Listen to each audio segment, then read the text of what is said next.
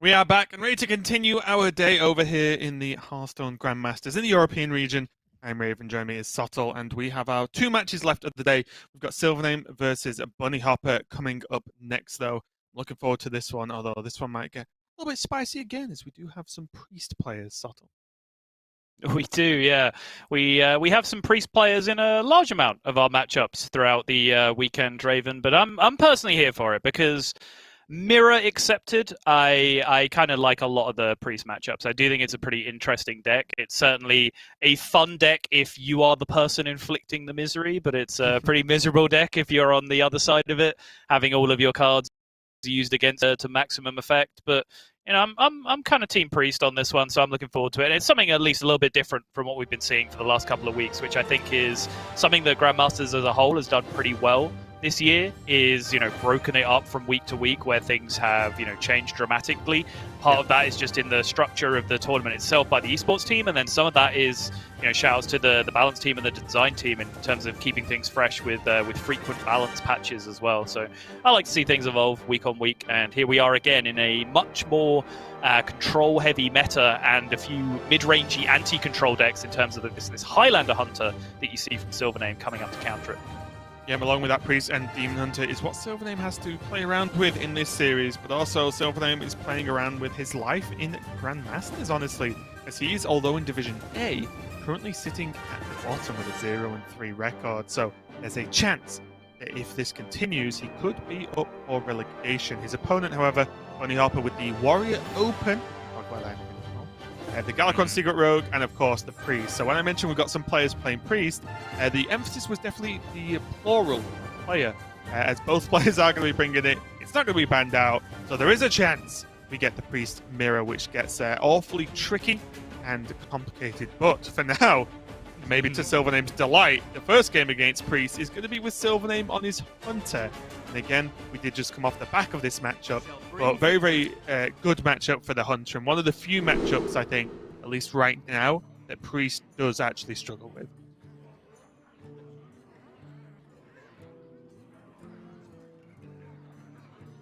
SilverName, though, without the most aggressive curve in the opening here. I think there's some argument even as to whether Phase Stalker is kind of what you're looking for in the matchup, whether you should go for more aggressively statted minions to really ramp up pressure in the early game.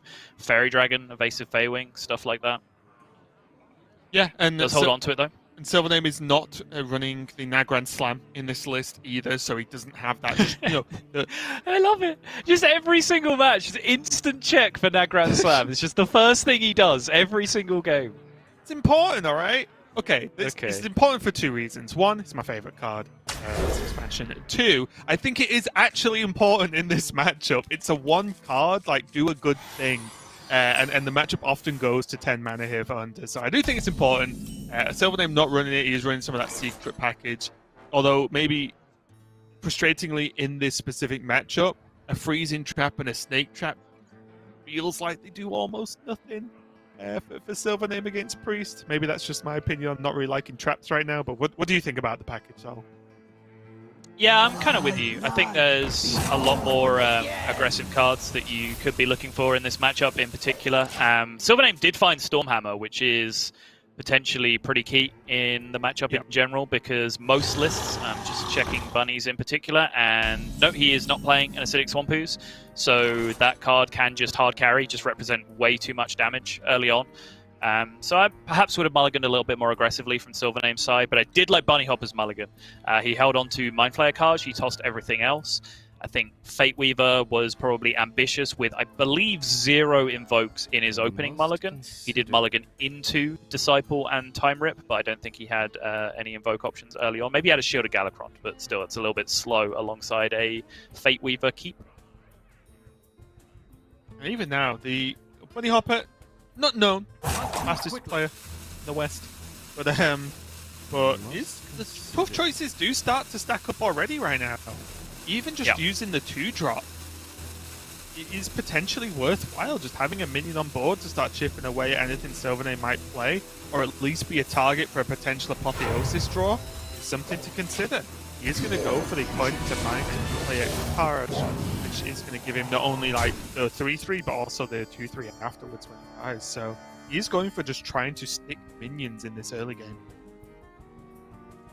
Yeah, this minion, Mindflayer Carj, is so key in a lot of your worst matchups, I'd say. I mean, it's just an incredibly good card overall, but in a lot of your bad matchups, you get forced off the board so effectively by decks that are, more mid-rangey and more aggressive than you are, that, you're scrambling to land Apotheosis a lot of the time to be able to stabilize and get yourself into a position where your good cards are playable in the late game, but you just never get minions to stick, whereas Mindflayer Carj, at least, is an incredibly frustrating minion to deal with. Just in terms of contesting early boards and in terms of your opponent full removing your board so you're not able to land Apotheosis. SilverName here, just hero power, freezing trap, has the snake trap in hand, so that was going to be guaranteed for him. So knows he has a nice solution to this. Does he do it, Sol? Does he do it? Bunnyhoppor has access to Shadow Madness, and he knows that there's but on his view, a 50-50 chance that it's freezing trap. And if it is, he does not want this card freezing because it becomes significantly worse, especially versus Hunter, after the freezing trap. So maybe it's just worth it. I'm curious whether, Bunnyhoppor weirdly could have got information from SilverName's sequencing that turn. Because SilverName killed the 1-2 first and then pressed the button. It's almost as if he knew he was going to get freezing trap that turn. You see what I'm saying? I do. I don't know if that would give you information. Maybe that's just sequencing 101, right? Don't need to do the hero power before or after, so great tap sequencing first, I don't know. No. Sequencing 101 would tell you to do the random thing first. So you gain information, and then you plan out the rest of your turn. Obviously, it wouldn't have had a big impact because there's very limited branching paths when you have that little mana and so few cards in hand. If you want to use the sequencing 101 argument, then it was wrong. Or maybe if he did it first and then traded, he definitely tells him it's freezing. Sure, that's fair. I can buy that. Maybe it's sequencing 102. No. We're getting into the advanced classes now. I like it. I'm ready. I like it. And this is honestly, for me, where it starts to get a little bit weird, right? Bunnyhoppor tried to play around freezing trap. He played an additional minion. It was cleared off. Now this card is isolated once again. For want of wasting time and this 3-3 just never attacking, is it just worth to just Shadow Madness to get this over with? I guess not. Your Bunnyhoppor is just going to rip the Highlander cards out of nowhere, of course. But you see my point, right? The more Bunnyhoppor plays around this freezing, the more, for me, it just feels like you just commit the Shadow Madness to it. Your wish is my suggestion. I think Bunnyhopper's okay with the status quo for now. Just, SilverName just forcing to jam into these minions all the time. He does need to have the dragons in order to go Infinite Stormhammer here, and it's a lot of damage that's not going to Bunny's face. I guess, though, even if the 2-1 went in and he played a minion, still kind of the same problem. Also, obviously not as good for SilverName if he can't swing a weapon, but it's still, this 3-3 is still just sitting there. I think importantly now, if by Bunnyhoppor waiting, he's created a scenario where Shadow Madness is just kind of good either way. So now, if he, on this board state, for example, if he Shadow Madness is here and it's Freezing Trap, okay, he's dealt with the Freezing Trap, and now his minion actually gets to play. Cool. If it's Snake Trap, well, he still gets to kill the 5/5 by using the Shadow Madness in this scenario. So I think, by waiting and waiting and waiting, he's finding scenarios where the Shadow Madness is just kind of getting better, regardless of what Secret is.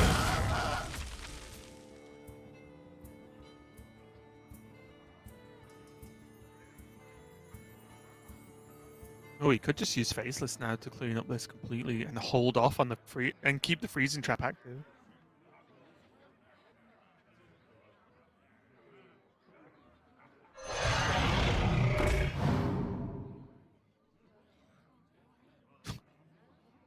Well, that's the good one.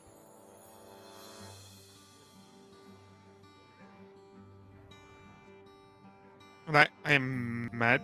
Oh, no, he can't. Oof. What's happening? I'm wondering how he deals, or if he deals with this Mind Flayer right now. Because he has options, right? Because he has Zixol, the weapon, and the 2-1 that can attack. He can clear it all off if he wants. He would commit a lot.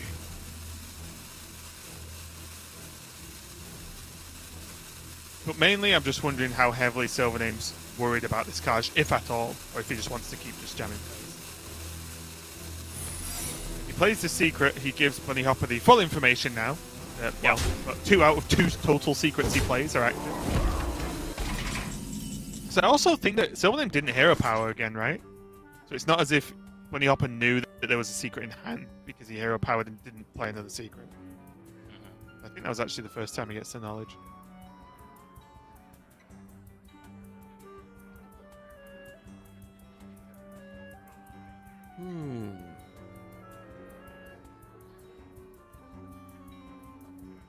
So he could actually play Fate Weaver and then just Shadow Madness the poison into the Freezing Trap base.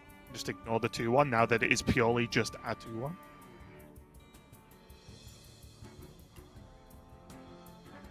He ends the turn with the 3-3 going face, the value card in hand, although a bit clunky, and a 3-6 though seems like a pretty solid turn, honestly.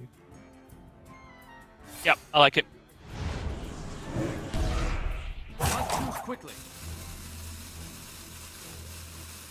I don't think he needs to prot the snakes here. I don't think leaving the 2-1 on board is a huge punish if he doesn't. Mainly because Bunnyhoppor doesn't exactly... He's not like committed a ton of stuff to the board that he needs to stick, right? If SilverName puts resources into killing this Fate Weaver or the Kaj and then the 2-3 afterwards, then great. I think that's a win for Bunnyhoppor actually, if anything else. Yeah, agreed. Like that play a lot. Snake Trap is going to need to be dealt with at some point. Unless Bunnyhoppor feels like he can just outright race, but that honestly sounds pretty unlikely. Pretty unlikely. Maybe not. He has Murozond next turn. He does. Yeah, no, that's fair. And again, I kind of made this point at the start of the show that like a lot of the Hunter's cards do get value out of battle cries, more so than just like straight up stats. So it's a little asymmetrical when you Murozond in this matchup. Of course, Bran, the nightmare to go into Murozond because it doesn't do anything for the priest. But even Rotnest, it's still an 8-8 and a 6-5, even if you didn't get the battle cry full effect, right? It's still just, and it's whatever close to whatever the Hunter did, plus an 8-8, which Hunter just doesn't run answers to 8-8s on the board, right? Not generally, anyway. You'll find me wherever the action is. There's the bad news here for Bunnyhoppor. That was probably just the one card he did not want to see this turn. I think almost anything else he would have dealt with fairly comfortably. Right.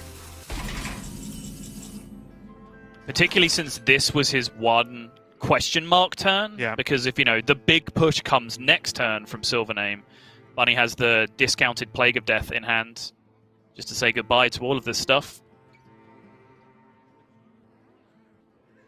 No real time or room to play the Kronks either to set up for Galakrond next turn. Right. So...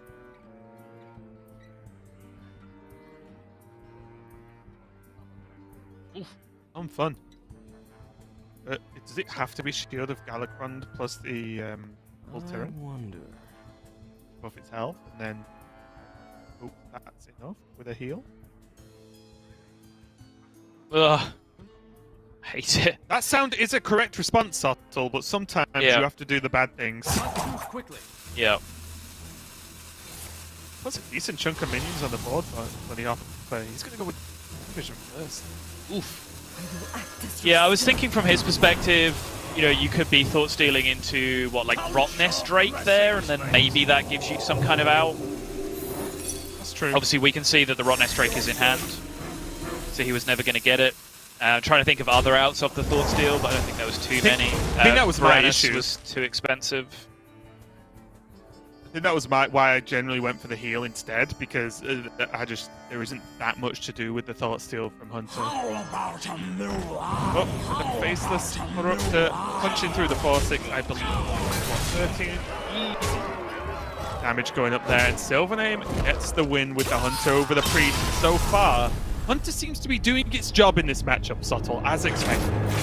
It does, yeah. This matchup is just so very, very hard. Even when they don't just have Infinite Stormhammer rolling you over, it's pretty difficult. So when that early curve comes down, that extra damage comes down, when they have Dynatamer Brown on 7, yeah, you're not winning those pretty often from the Priest side.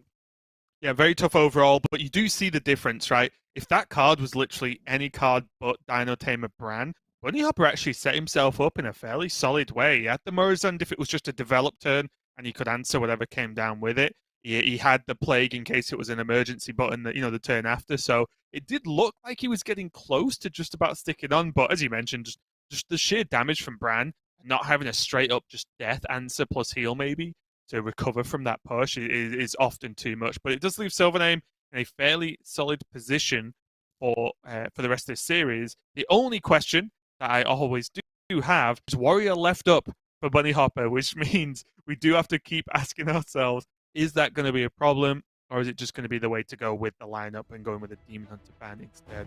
It'll be very, very interesting overall. But this SilverName's Priest, I believe this looks about as standard as it gets, Subtle.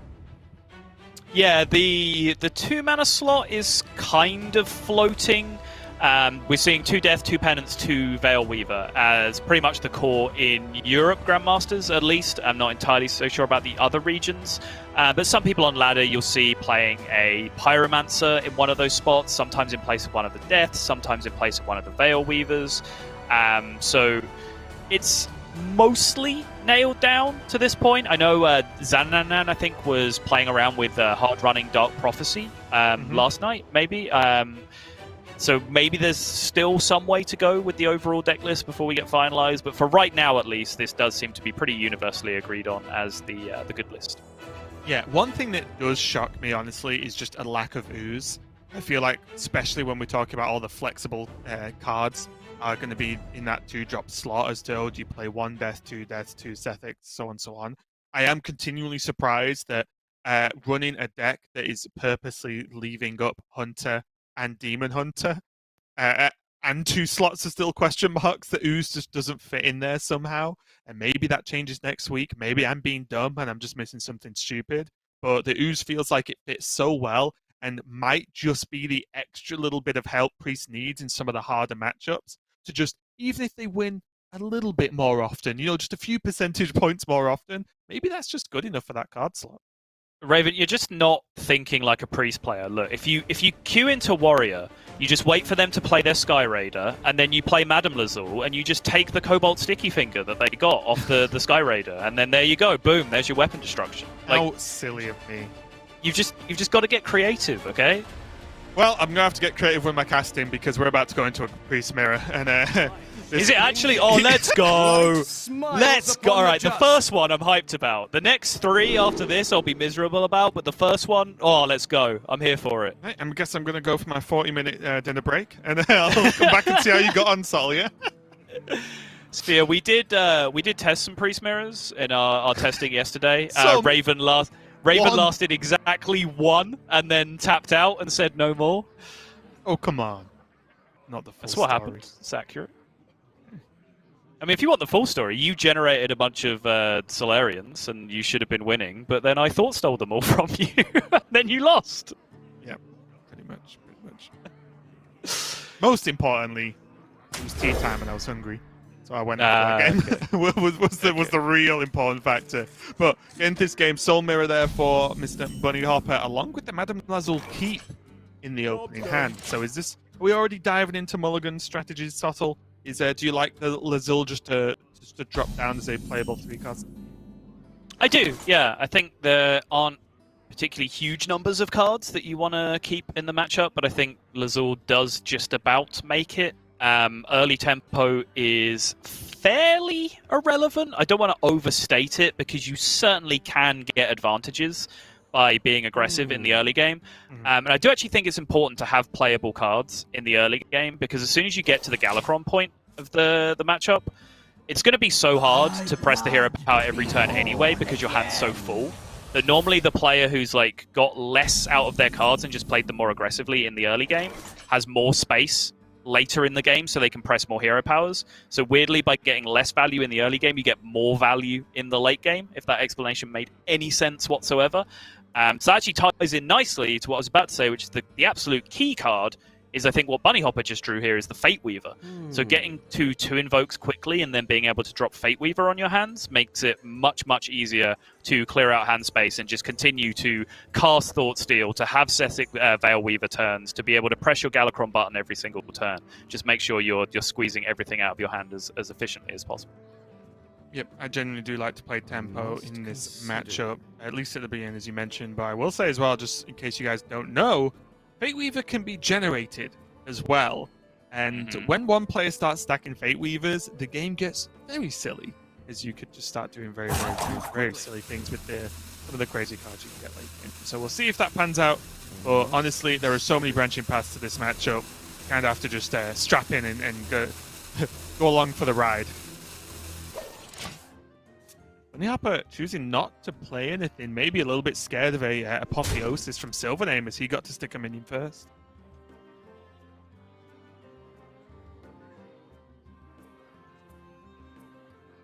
We're also reaching the point already where hand size can start to become a concern. SilverName played 1 card, but it's replaced itself in hand. So obviously he has coin. So if Bunnyhoppor plays cards here for SilverName to react to, then SilverName can react to those cards and get cards out of his hand. Are these the next reaction videos, Sol? Is this the spot in the market we're missing here? Raven and Sol react to priest hands. This answer's a hard no. Okay, well, I'll take that idea elsewhere. Sorry, I'm way too invested in this priest mirror already. I was more invested in how Bunny is reacting to SilverName's hand, as he's just got to see a good chunk of it.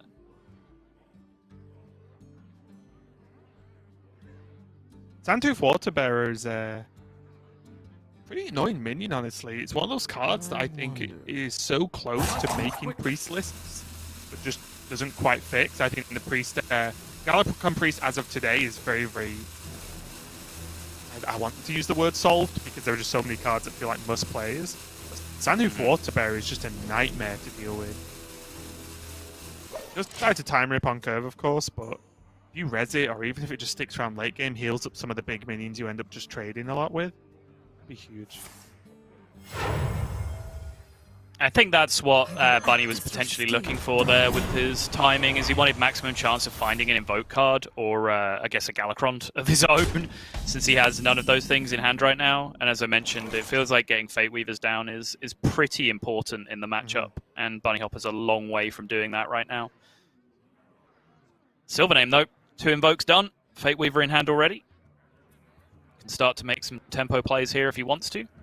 But neither player has Galakron in hand just yet, so whether they want to be liberally throwing out their cards left, right, and center without the backup plan just yet remains to be seen.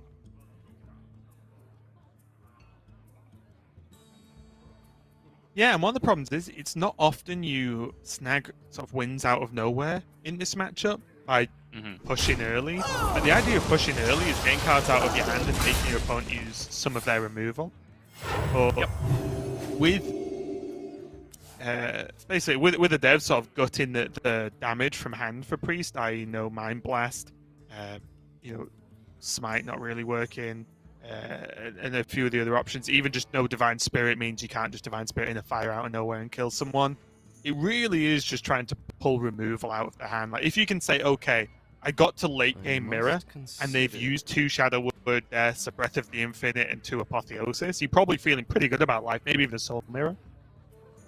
Probably feeling pretty good about your chances. Alright, who's SilverName just going to play straight up Sandhoof here. So although he does have the invokes for the Fate Weaver, he doesn't really have any like key cards to discount right now. And I talk about that, I'm looking at like Kronk's, Soul Mirror, Murazond, essentially the things that allow you to make enormous swing turns and actually put pressure back on your opponent. If you can get those nice and cheap, you can actually create some big late game swings and actually put your opponent on the back foot pretty effectively. It does have death, and that's you can make that 0 mana or 1 mana very, very, very often, and even just having just instant removal from some of the bigger turns late game, say the Murazin turns, it's pretty huge. Shadow Word Death is not quite a Soul Mirror, though. Close, but not quite, I agree, yeah.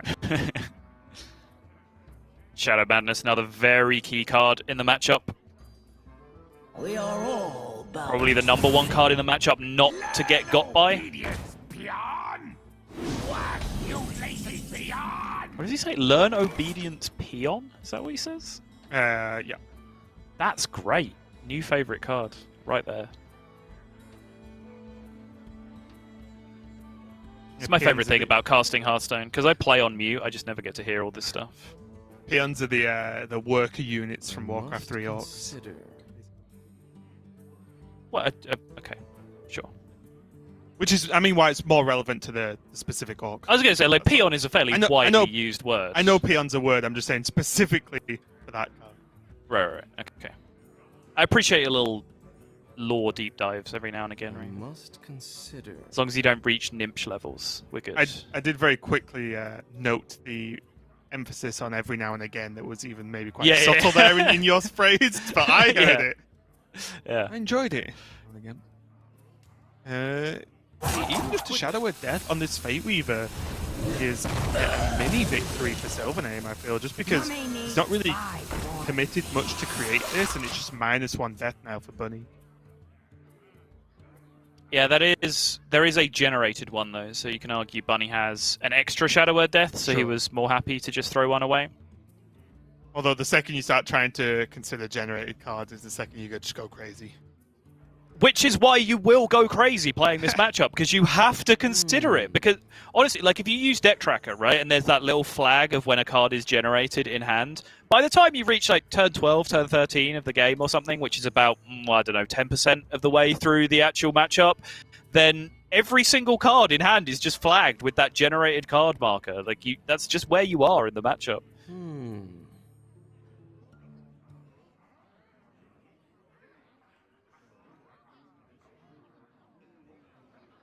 Mind Flayer card, dangerous card in the matchup.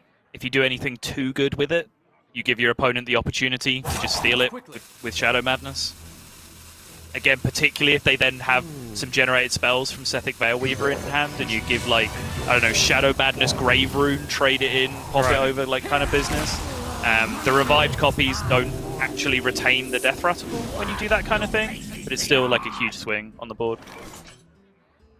Here it does get the buff, though, so I like SilverName's usage. It's actually very hard to use this card without getting punished in the matchup, so making it out of range of Shadow Madness, this feels like good timing to use the card. Yeah, and just generates just another reasonably sized threat, right? Just a 5/5. Like, yeah, it's as I mentioned at the start of the game, SilverName's not just going to randomly like race Bunnyhoppor down and kill him, but it's more just about, okay, well, this 5/5 can't just be left alone because it exists, right? It needs to be dealt with in some respect. And honestly, this 2/2 is really just making the work, making Bunnyhoppor put a lot of work. There's 2 buffed minions now he's had to deal with. Mummy needs 5 more minutes. I like it. Not choose quickly. I think I will say as well.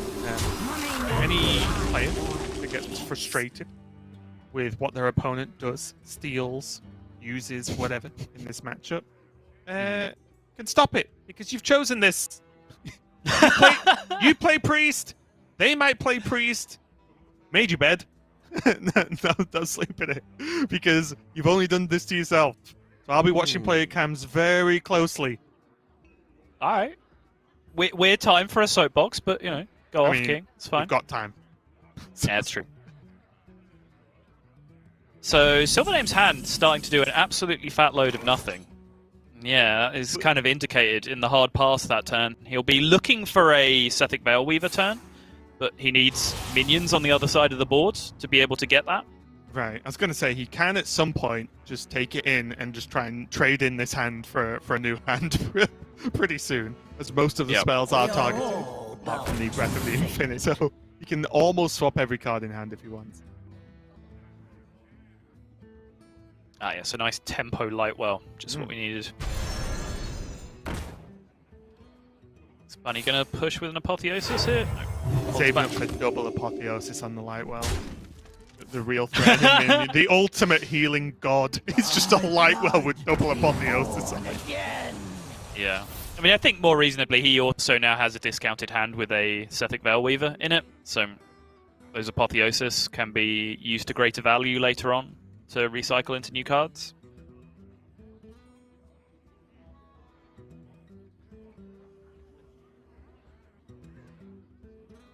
The game does look very different when neither player has Galakron, though, doesn't it? At this point in the game. It does. It's very strange.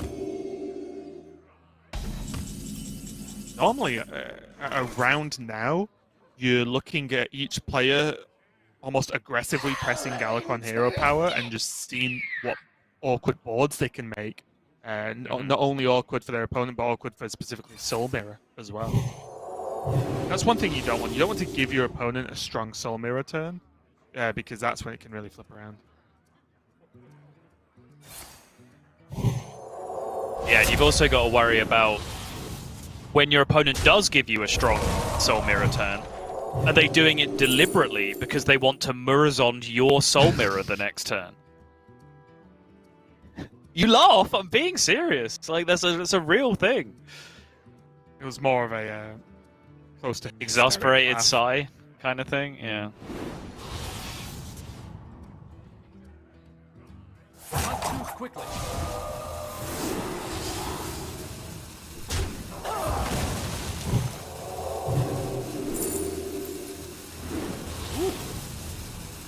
All right. I was actually Big turn looking at from- it in a fire. I was actually looking at it in a fire there. All right, that's pretty funny. And rope number 1. Okay. Psychic Split's pretty good. I actually think Yeah. I would have gone in a fire. It's just a surprise factor. Sometimes you stick a big minion in this matchup. Yeah, I think Bunny just hit problems at the end of that turn because he had so little time left to do so many things that, you know, he had to contemplate hand size because when he started generating multiple renews, of course, each one of them is adding a card to his hand, not just replacing it. So I think he just started doing things as quickly as he possibly could, just trying to get as many actions through as possible. And that was definitely a factor in the fire choice as well, because that doesn't generate, right? It'll only generate with the Sethic. Yeah. And you wouldn't cast it that turn anyway, so it was just a one-card play done. I just thought it was good as maybe a little surprise factor. Give me all the Shadow Madnesses, Raven. I do like that SilverName skipped Grave Rune twice. I do think that card is kind of bait in this matchup. Feels like the kind of like high-value explosive thing that you should be able to get paid out for. But a lot of times there's just multiple cards that punish you. Soul Mirror, Shadow Madness if you do it on something small. Fall Shadow Priest, post Galakron, and so on. Yeah, yeah. You want a deep dive into the punishes? Yeah, we'll be here a while. He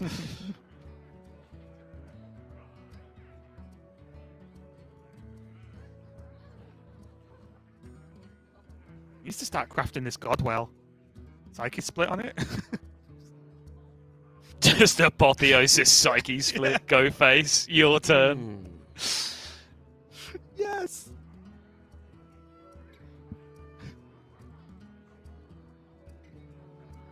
He just suddenly gains the Lyra voice. Voiceovers. Great. I'm scared for the rest of this weekend, Raven. We're not even halfway through the deck in our first Priest Mirror, and you've already gone delirious. The worst part is, I don't particularly dislike Priest. It's just the mirror match is so weird. Quickly. Yeah. Like, as soon as the game starts, it gets harder and harder to break down because there are more and more silly things happen. Ooh, there's the boy. Well, just don't do what I did, Bunnyhoppor. Make tons of them, and then your opponent just steals them all. Psyche Split, Forbidden Words. This is very cute interaction that's worth knowing about. Psyche Split does not create the copy on your opponent's side of the board. You get it. So you can actually make swing turns with that. Actually, in our testing, Gia used it to deal with King Crush on the other side of the board, which is pretty sweet. And that's, I think it's fair to even point out earlier than that. Psyche Split can be cast on an opponent's minion. I don't think at a glance at the card that seems that obvious if you just, you know, apply general buffs to the game. Or minion generation, anyway. There is a Pyromancer generated here from SilverName, and although he doesn't need the healing, it is some form of AoE that might help take down this board. So yeah, we will. I guess we should cover Reliquary of Souls is kind of the nuts in this matchup because we're going to go to fatigue almost certainly. Obviously, this will extend your deck size by 1 card, which is enormous. However, because it's so important, you generally don't want to play it until you can kill it yourself in the same turn to get value out of it. Because of the card Shadow Madness and Cabal Shadow Priest being generated from random effects and so on, as Raven was talking about. So, for example, Bunnyhoppor still has 2 Penance left in his deck that he can just shoot his own guy with to blow it up. But there's also the argument that SilverName has used 1 Shadow Madness and 1 generated Shadow Madness at this point. So maybe you don't have to worry about it. But again, that way madness lies. Because again, I am actually looking at Deck Tracker, and I am looking at all the markers for randomly generated cards in SilverName's hand. And yeah, it's pretty much all of them. Also, SilverName's not played Lazul yet, though, right? Right. So he could Lazul it if Bunnyhoppor doesn't get it out of his hand. Correct. Yeah. And again, that becomes amplified when Galakron comes into play, because then there's Envoy of Lazul as well that can do the same thing.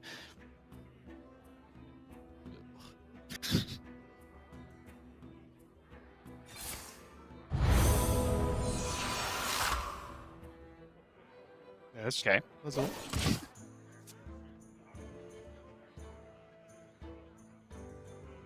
Cards like Resurrect and Katrina Muerta, cards like that, although a little bit weak to an opponent's Morozond, are powerful in this matchup because they're just 1 card, it doesn't generate new cards in hand, and it does a good job, right? It basically creates a threatening board for your opponent to consider, at least. Mm-hmm. So, outside of Morozond, of course, pretty good pickups. Okay. There is now the Krungs for Bunnyhoppor, which means he can get to this Galakron as and when he chooses, and I think that might happen sooner rather than later. Well, the problem is it draws a card, though, if you do that, which kind of creates a problem. Like, yeah, you're getting a bunch of value by playing Galakron nice and early, but does that matter if you're going to fatigue before your opponent because you drew your Galakron? I guess my problem is if you wait, or potentially, depending on where Galakron is in the deck, of course, if you have to wait till late to play Galakron and start pressing the hero power, if you just started generating cards way too late in the game, you die to fatigue anyway. Well, so here's the thing. He has Murazond in his hand already. So if Bunny chooses, SilverName cannot get out ahead of Bunny by playing Galakron multiple turns earlier. Because if Bunny chooses, as soon as SilverName plays Galakron, he can just Murazond and also become Galakron. That's true. So things stay even, regardless of what happens. So I don't actually think Bunny needs to draw a card in this scenario. The rest of his turn is looking weak if he doesn't, though. True. I must consider.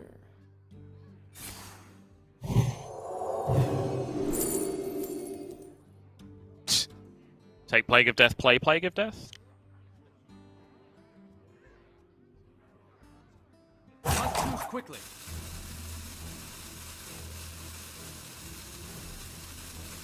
I will act as your skin.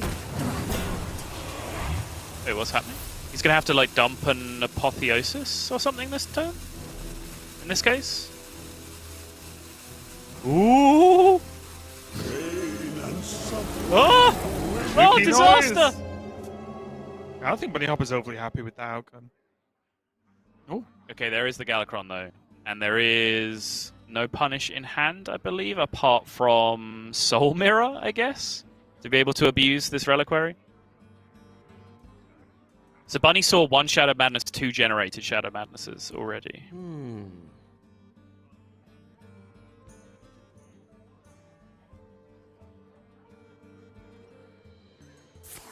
Funnily enough, if he Soul Mirrors, he can actually kill off his own reliquary, which then asks Bunnyhoppor if he can steal SilverName's reliquary. Right. And it starts getting real stupid. What? Oh! He thought stole the Shadow Madness. Easy peasy. Oh my goodness.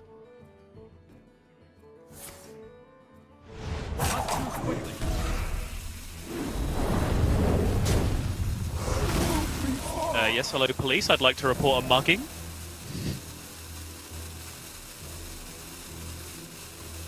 I feel like it's one of those things where it's like a thief steals from a thief. Is it really stealing? Well, there is this thing called honor among thieves, right? Not in Hearthstone, and definitely not in Nah, Priest Mirrors. clearly not. Definitely not in Priest Mirrors. Thy blood be born again. So now, as you can see, up until that point, there's kind of a half-card advantage in Fatigue to Bunnyhoppor. Now, with that one additional card going into SilverName's deck, the draw phase is reversed, essentially. So, you can call them level on cards, but Bunnyhoppor is the one that is drawing first every turn, which means he will die to Fatigue first, the way things stand.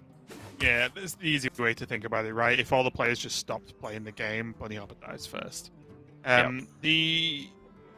Also, the fact that it's because Reliquary of Souls and now the Prime, because of its lifesteal and pure difficulty in dealing with that card from your opponent, that just makes it even worse, right? Because not only are you behind in Fatigue, not only Bunnyhopper's behind in Fatigue, but also SilverName has a very powerful minion that can almost guarantee healing for a lot.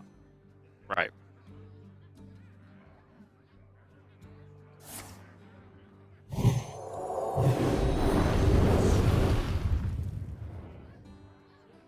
I'm not sure what's going on here.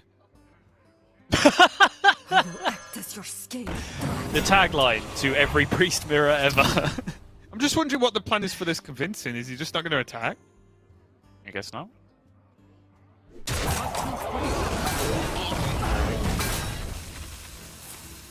Okay, fine.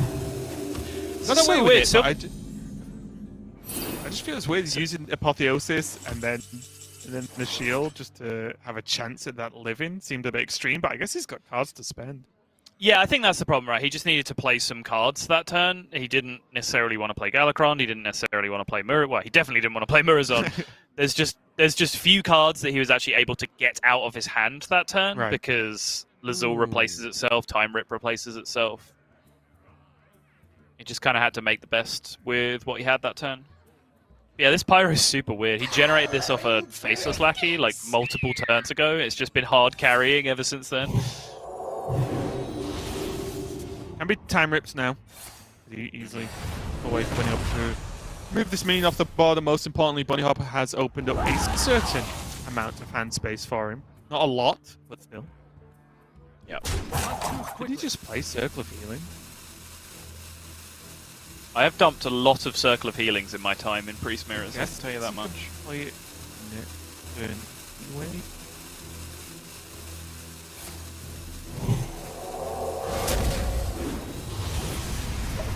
Nice! Yep. Cycles of Penance. Yeah, okay, that's pretty cool. I've been waiting like for this that. in the fire.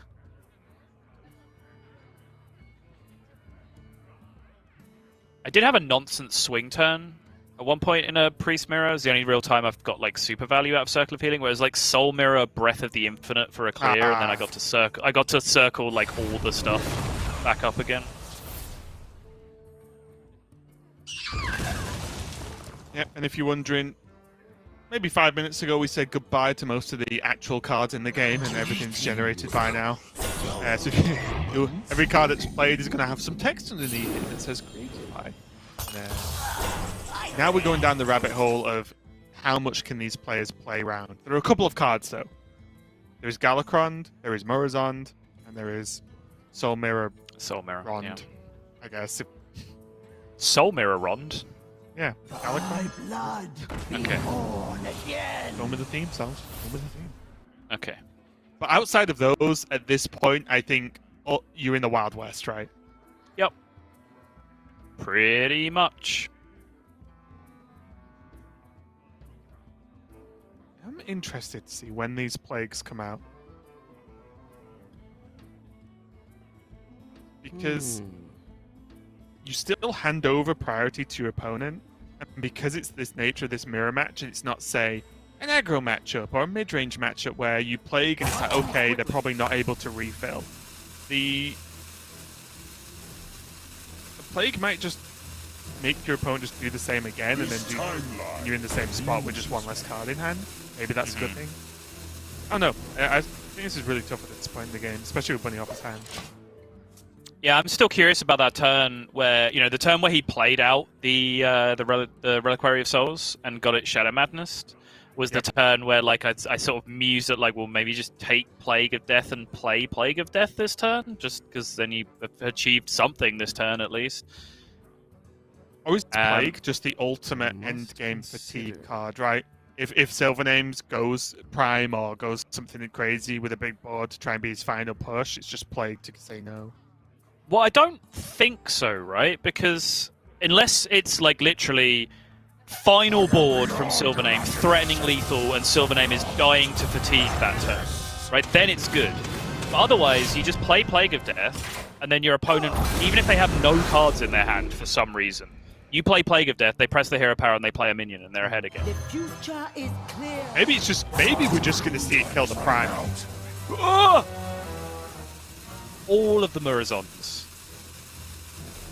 Maybe we just see Plague be actually just 9 mana kill the Prime that Bunnyhoppor knows he has. Or one of the Plagues. So this is where I get stuck in the matchup, right? Because Murazond is the nuts. Murazond and Soul Mirror, I would say, are the two nutso cards outside of Galakrond, right? But how long can SilverName sit with all of these, like, dream cards in his hand, waiting for, like, the perfect opportunity to drop them? Like, was the pick there maybe Apotheosis, just because it was a playable card that he can get out of his hand? This is the part I find really, really hard about this matchup. This is the part where, because it's hard, I find it easy. I just start playing stuff and try and kill them. Okay. It's so high level that you've just cycled all the way back round to the bottom again? Yeah. Okay. There you go. There's the interaction I was talking about several turns ago, and why I don't think it was important for Bunnyhoppor to draw a card here. With his Kronks. Didn't get the weapon, though.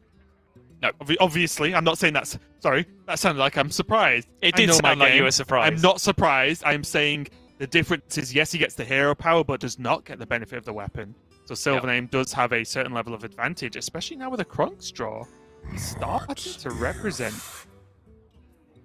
a pretty good hit, if he really wants to. He is. Of course, it remains awkward for Bunnyhoppor even now to use Kronks to maybe, board clear, make an 8/8, deal damage and heal, whatever you want to do with Kronks. Because even if he were to do that now, he still draws his other Galakrond that's still in his deck. So he's still drawing a card. Greetings, And this is where it really, from what I've seen of Priest Mirrors, it is each player to their own at this point, because you're so deep into the game that for me, I was even looking at, yes, SilverName got the hero power, so he got more value. I was wondering that turn whether he goes Kronks into an 8/8, and then just start saying to Bunnyhoppor, okay, I have the weapon to help with trades if needed. He has a handful of powerful things. If Bunnyhoppor does any removal or any minions to try and counter SilverName's minion push, then he can Murazond or Death or whatever. So I feel like because SilverName's got so many varied answers in hand, he can start being a little bit more aggressive and board-centric. But instead, SilverName went for the hero power. Did get the convincing infiltrator, which was very nice. It just fit the curve perfectly. But it's just still quite slow, and I don't know if SilverName needs to be slow now. Is this just? Are you just letting your inner wishes come out into your context, into your casting, Raven? No, so in all honesty, I'm no pro at Priest Mirrors, but I think if you're ahead on board and you have a Kronks to do the AoE buff, I think you just start pushing bits. Just push damage, and if they clear your board, fine, you make another board. If they don't clear your board, great. Because there is limited healing now that both players are Galakrond. There's limited healing available in the game. Or another way of looking at it, so there's infinite healing available in the game. What if? There's no limit to to how many 5/5s you can generate. There's no limit to how many generated Sethic Veil Weavers can give you more apotheosis as you cycle spells off them.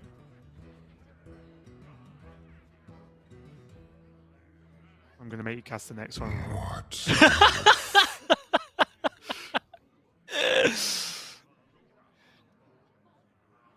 I've just come up with a new challenge for myself. It's just to suggest the most ridiculous play I can think of in the Priest Mirror with enough conviction that Raven thinks I'm being serious. Some point this weekend that's going to happen, okay? Look out for that. Don't take my thing, Sol. Suggesting ridiculous plays is mine. Yeah, but you never sound like you mean it. That's the trick here, is I'm going to make you consider it as if it's a serious thing. That's the fine art that's going down. Ooh. Good little steal there from SilverName. Gets even more value. Did he again? So, wait, was that off Psychic Conjurer? Yes, He just ripped a oh my goodness. All of Bunny's Shadow Madnesses are just being used against him. That's so nonsense.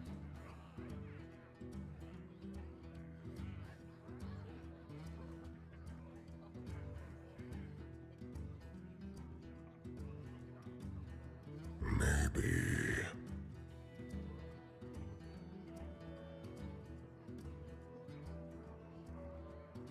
Damage is starting to be a bit of a threat. I know there's only 7 power on board right now, but Bunnyhoppor doesn't actually have just a direct answer outside of Plague to this. Maybe. But with the weapon, there is a little bit of fear.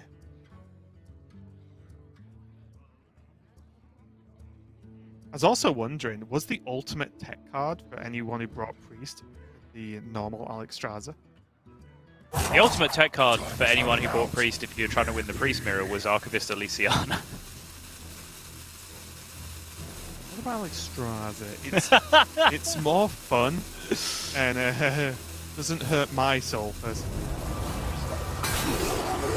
Alright, Plague of Death number 1 does go down. Funnily enough, Plague, really good card against Murzand. Yeah. Not really going to get the Murzand backswing with that, are you? It's also worth knowing, like, going to your point of, like, SilverName pushing and being aggressive, he did actually see Plague of Death at some point, I believe, right? When he took the Murzond out of his opponent's hand, I think Plague of Death is one of the cards he was offered. So that could be, you know, part of his reasoning of why he's not trying to capitalize on the aggression he did have at some point, because he knew it would get shut down by Plague of Death anyway. I do like the Reliquary now. What? It's awkward enough, no spot removal, and any AoE removal, I just Plague. I guess it's tough. The problem SilverName has is if there's Galacrond from Bunnyhoppor. But I think at this point, well, that's just something he has to take. I don't think he can afford to pass this turn. And I think the only other option here is Bronx, and that's worse if there's Galacrond in hand. Sure. I do think the board's actually just a pretty good place for the Reliquary as well, right? Because it's the one place where it's least likely to get stolen. Yeah. If it's in your deck, it can get Thought Stolen. If it's in your hand, it can get Lazuld or Envoy of Lazul. I think it would require like 3 cards for it to be stolen, right? The -2 and then -2 again. And then a Cabal Shadow Priest, exactly. Yeah. Like that's like just never going to happen, is it? Yeah. What if... There's Galacrond on time. Yeah, it is weirdly still very important for Bunny to have drawn this card, even though he is already Galacrond. Firstly, he gets the 5/2 claw, same as his opponent, so he kind of matches that advantage that SilverName has at this point. Secondly, his Kronks is now able to be played, which is pretty freaking important.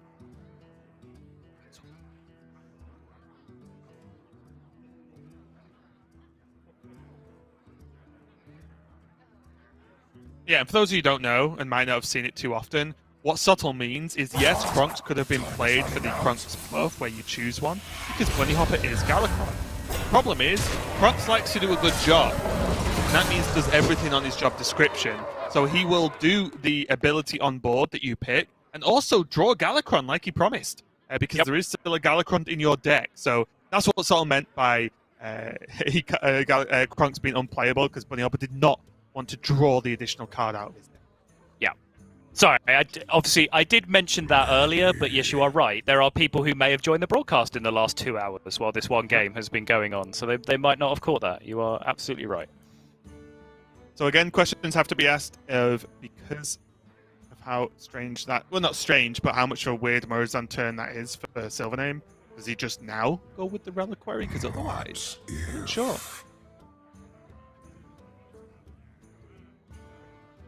He has 10 cards in hand, so you can't even hero power and see what happens. He also at some point needs to get enough cards out of his hand that he can Thought Steal before Bunny's deck runs empty and he doesn't get any value from it. Does he just Breath of the Infinite Reliquary this time?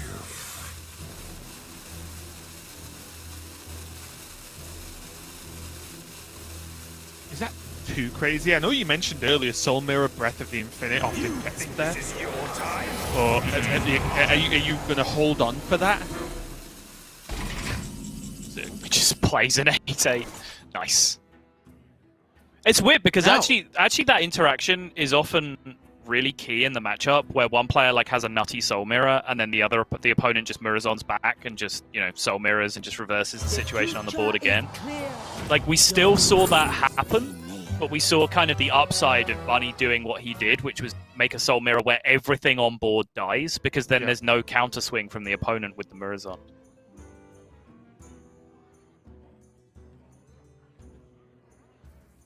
What I'm really interested in right now is what SilverName's plan is for this Reliquary. And I'm not saying he's wrong with what he's doing, or he's wrong by not playing it. I'm just generally interested to know what his plan is. There's been multiple turns in this game where he could have dropped it out fairly safely, and he's not done. He's not done so far. Okay. Play the guessing game. Yeah, there is no given correct answer here, which there is sometimes. So I think the logic in that scenario is pick the one you want the most, because there's really nothing to go on. I believe all of the natural copies of all of those cards have been played. No, the natural Murazon is still in SilverName's deck. So that was actually probably statistically the most likely pick from Bunny.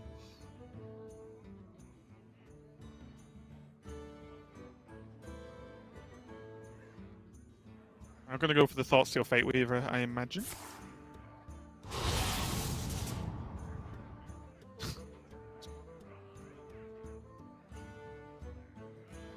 Thoughtsteel. We are all bound to fate. Infinite value! That's the joke you're supposed to make there, right? Pretty sure.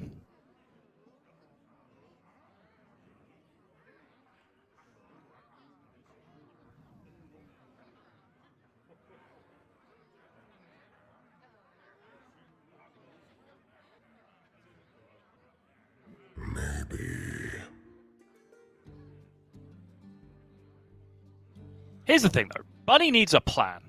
Because he is losing by some distance right now. By some distance, I mean one card. This is where I get stuck, right? It's where I never really know what's good enough or what's, you know, a trap. Because to me, Katrina Muerta and Death seems fine. Or any, you know, big dude and Death seems fine. But then you just play into the Murazon you know is there. Time is running out. Then they get Katrina Muerta again, and then they probably death you. But then if you don't do anything, you're just losing. So is it just an endless spiral? Is my question, Sultan. I want you to answer that. Well, you can make sort of balanced plays that don't get punished super hard by Murazon, or at least have pretty significant failure rates, which this turn kind of is, right? Because there's a Death and a Katrina in it. So SilverName, if he Murazon did this, he could play Katrina first and then Death his own Katrina. He could Death his own Murazon and then play Katrina afterward. You know, like it's not necessarily a huge swing turn. There's an iteration where it's a huge swing turn, but it's not the most likely outcome. So I think like hedging with like good card, bad card is a pretty decent scenario to be in when you know your opponent has Murazons to potentially punish you. Sounds like the name of a game for the next set of Grandmasters interviews. Good card, bad card. It's actually a pretty good idea, right? TJ, are you watching? I think Get on TJ it. needs a good idea based on some of the ones I've seen so far. That's true. My blood be born again. Count your blessings, mate. Nice. Ends up with a playable minion at the end of the chain, which is super important to get him space in his hand. Infinite value! And the 100th Shadow Madness of the day! Oh, yes! Every card SilverName steals is either a Shadow Madness or a Thought Steal to steal more Shadow Madnesses. This is great.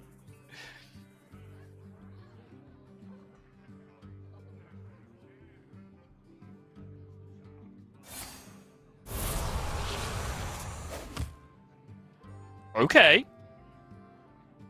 That's huge. He is, however, out of penances. Never mind, there's one right here. Forget I said anything. If he plays it, though, he gives SilverName an additional one with Murs. Yup. No, that's an excellent point. And it's just gonna get Shadow Madness. Well, he does have the penance, so he can skip the Shadow Madness part. Time is running out.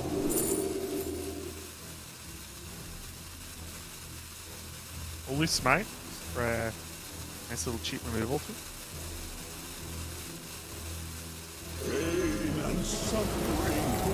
He's going to Kronks it instead? Okay. Assuming this is going to be AoE then, right? Yeah, okay. Fine.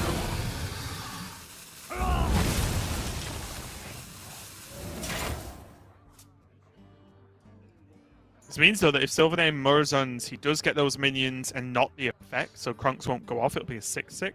He can follow it up with a death on Bunnyhoppor's Krunks if he wants. Yeah, and he does also have penance for his own Reliquary of Souls that he'll generate as well.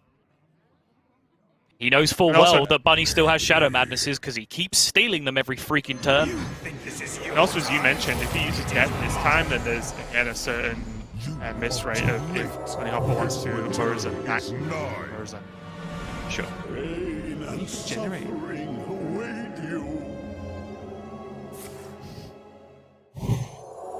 Right you are, Reliquary. Pain and suffering do await us. What an existence, right? Like, the only time that card sees play is when it gets generated in this matchup, and then it's just, like, its purpose is to die immediately. It just pops out like, oh, hey guys, right, get on the board and I'm going to shoot you so you get in my deck. Like, that just doesn't seem like a very happy existence. Oh, they love it. It's meetings. Okay.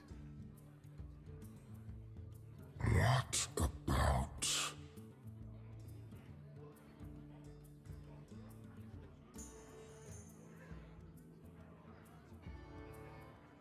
Is this the Galacrons? We are all bound to fate. No, he's going to Soul Mirror again. Okay, interesting. Thing that I'm learning from watching Bunnyhoppor is that he's done this twice now in situations where minions don't survive, where it's just a straight-up sweep with the Soul Mirror. It's kind of cool. Something that I will definitely look at moving forward. You've got to find something to entertain yourself when you play these mirrors, so generally I just try and play each one completely different and see what happens. Whispers everywhere. SilverName still has 2 Soul Mirrors, though, for himself. Along with the Time Rip and the Death, he's got spot removal whenever he wants. Actually, 2 Time Rips. Sorry, I didn't even see the second one. I want to see the Shadow Madness just to bop him in the face. Show him that you've got Shadow Madness spare. Wait, what? Just get him. He's got a Hench Clan Shade Quill in play. What's the plan?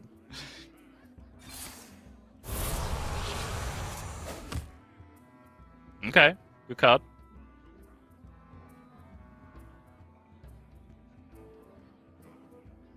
£1,000 right now if you can tell me what SilverName's remaining deck is. No. Okay, good. Good answer. That is an acceptable answer. Wait, so I win? Great.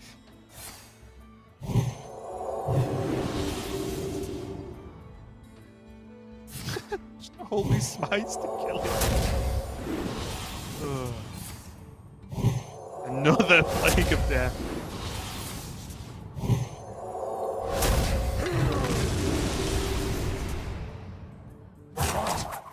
is running out. Okay. So Bunny is ahead now, and this is important because he needs to be ahead. So the first time in a long while where it seems like Bunnyhoppor might just be able to formulate a plan. Because he has minions, he has a base, he can continue to reload for a couple of turns after this. Ooh. Diamond Ritual is pretty nice, actually.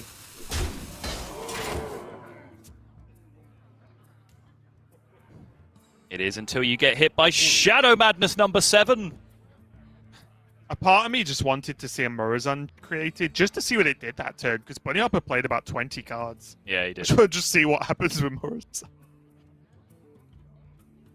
Wait, genuinely, I made that number up. This is actually Shadow Madness number 7. He's played 5 generated ones. Okay, no, this is number 6, because he still has 1 natural one left in his deck. Oh. Again! Yep. So here's the difference, right? This is what I was talking about earlier, where Bunny played his Soul Mirrors in situations where the board got cleared, whereas SilverName has done the opposite of that. So now you open yourself up to the Murazon or the Soul Mirror coming back the other way, which then just reverses this whole board state. So there's kind of a clear difference between the way that both players have used one of their key resources, which is pretty interesting. What about? Also weird though, right? Because just because Bunnyhoppor could Murazan this, it does mean SilverName gets a what I would say is a bit more of a manageable Murazan than some of the others we've seen this game. Sorry, I didn't follow that at all. What did you say? So if Bunnyhoppor Murazans this, Yeah. then it's much less impact, right? Because the minions are just smaller. Sure. Which means that Bunnyhoppor's only left with a 3/3, which I think is fine if that pulls out a Murazan Soul Mirror. Well, and a 3/3 and an 8/8. Oh, yeah, sure. Yeah. Actually, a 3/1 and an 8/8.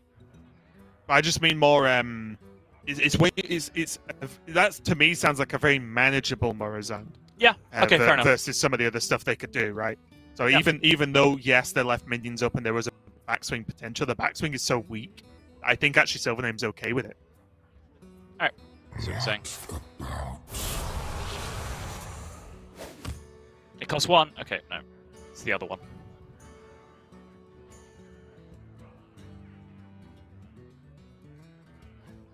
Actually not a bad roll on a lot of occasions, just because it's something that you can just quite happily dump on the board in just about any scenario. Yep.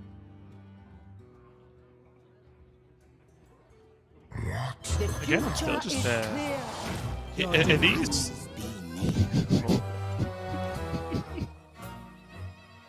Get swinging that weapon, SilverName. Tell Bunnyhoppor what you're gonna pick. Oh, if you just giddy up and just smack him for 20. No.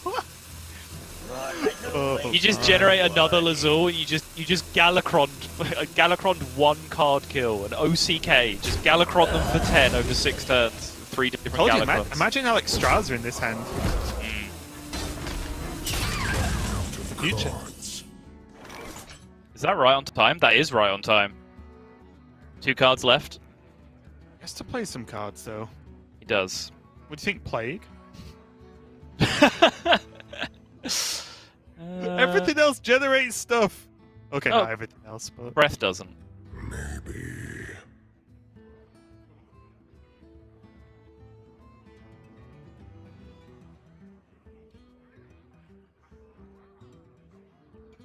He has Wretched Reclaimer, which is, again, one of the best cards with the Reliquary of Souls if you generate. I actually lost an hour-long Priest Mirror to Calento on ladder because his final play of the game was, like, Reliquary of Souls, Grave Rune, Wretched Reclaimer, Penance, both of the ones that came out again afterwards. I was like, alright, okay, I guess I lose. That seems fair. Time is running out. reasonable. Sounds like a reasonable priest play. Yep.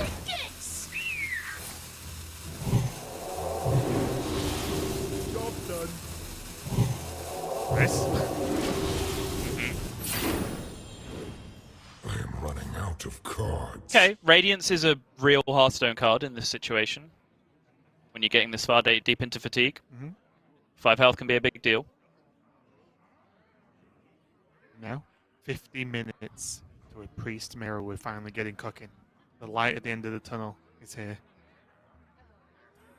'Cause even with the capabilities of healing, the fatigue stacks up just way too quick, and it's why I'm wondering when these reliquaries are going to get played, because it is only really a one-a-turn kind of card, right? They're not reduced down to play them both, and we need to play them, then they need to get to attack, you need to play the other one. It's just quite a slow thing to get going, which means that you really, I think it's important for SilverName to get them down a little bit sooner rather than later now.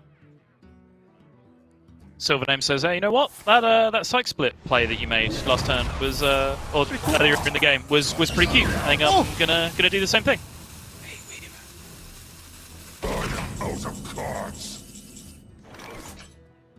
Okay, he's burning a Shadow Madness, I think, off the top, his last card.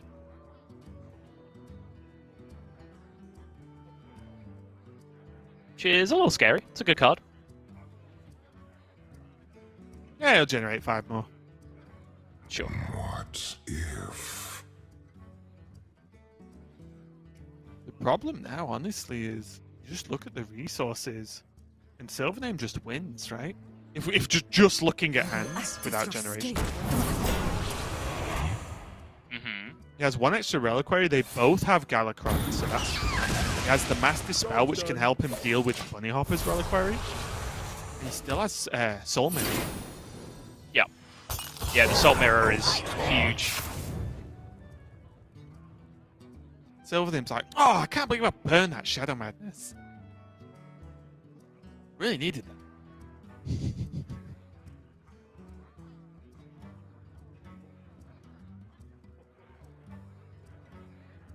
Maybe.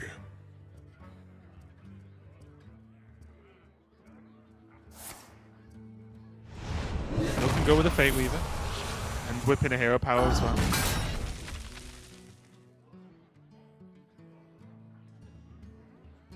Yeah, chose to go with the Rip first to get the discount on the minion. We are all He now has to play a card before he presses hero power, so you can't get the discount on the Envoy of Lazul. Okay. And now, First Blood. Fatigue hits.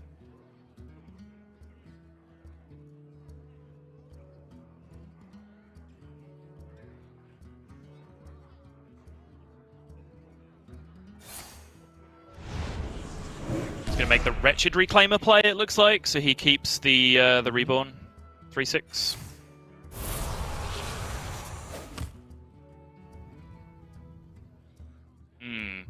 If he'd have seen this at the start of the turn, he might have changed his mind on the Shadow Madness play, because that does get very exciting. But he had to play a card first.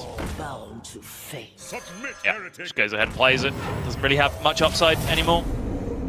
Yeah, and although there's, of course, intricacies and strong plays to make for this portion of the game, a lot of it will just be who can stick minions, because now any points of damage going face is huge. Yep. So even if there's 2-1 sticks to get to go face, that's a big deal. SilverName still has these reliquaries in hand, and again, I'm just Your head isn't as waiting to see when they come down and what impact they make, because they are the wild card, I think. Oh! Disgusting. Surely you can just play one every turn until it sticks. Now, at this point, can't you just like clear this board with Galakron and then just play one of your primes every turn until one of them survives? I think so, yeah. power in trinkets. Better question, do you need to? Is he just winning anyway? But this is the thing, like, for me, what I want to know is, what's the downside of playing them, right? Because if it's, do you need to? Fine, but you've had them stuck in hand all game. Could playing them either earlier or playing them now would just make it more sure of winning the game as opposed to needing?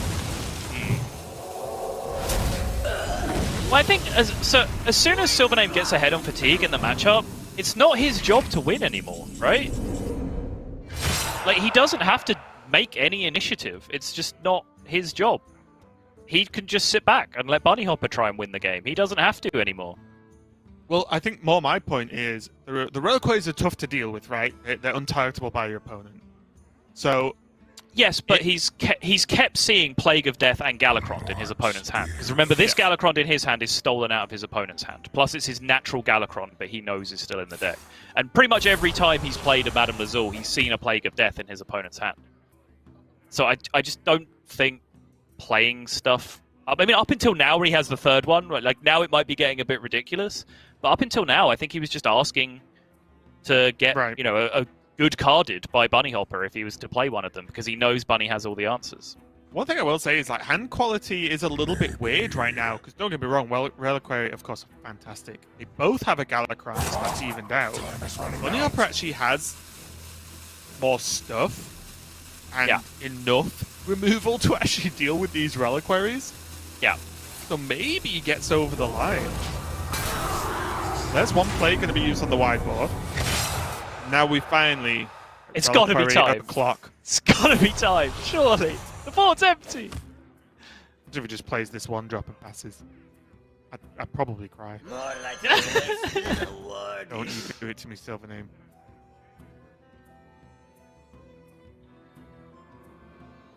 The other question is, I'm not 100% sure whether this Murozond in hand for Bunny is the natural one or not, or whether that's a generated one.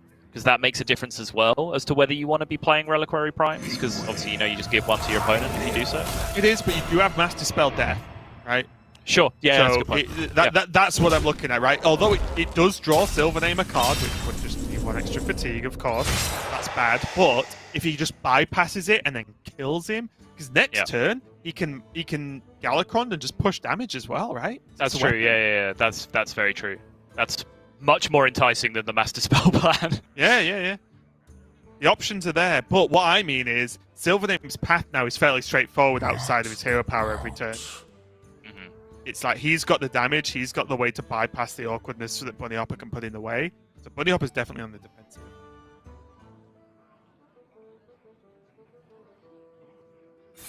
As I mentioned, fatigue stats up so quickly, and you do run out of spells in this matchup as well. Get to the late game, you don't have access to tons of heals because there aren't that many of your cards that actually generate spells outside of setting. So SilverName gives the nod. This is the removal that he's accounted for. He knows the Galacrond is there. I think he was unsurprised to see one more Plague of Death be played by Bunnyhoppor. I think that's the second one that Bunny has now played this game. Is he going to be prepared for Plague of Death number 3? Wait, you should play it this turn, right? You just want minions? Okay. I didn't know whether he wanted to hold on to it because he has death, to go Sethic Death or something.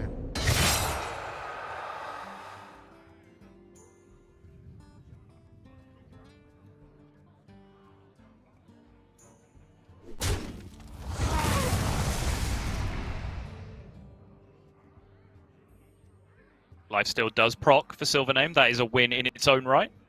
But Bunny is now able to deal with one of these with an Aeon Reaver, which is actually a huge victory for him in this scenario. That's actually, in the context of how, you know, fine the details are at this point in the late game, that's an enormous tempo swing. It might not look like it, but it really is. Yeah, I wonder if that's even enough to draw out the Galacrond, because there's no way to actually kill it, right? Right. Yeah. Bunny has to respect the Sethic Veil Weaver, though.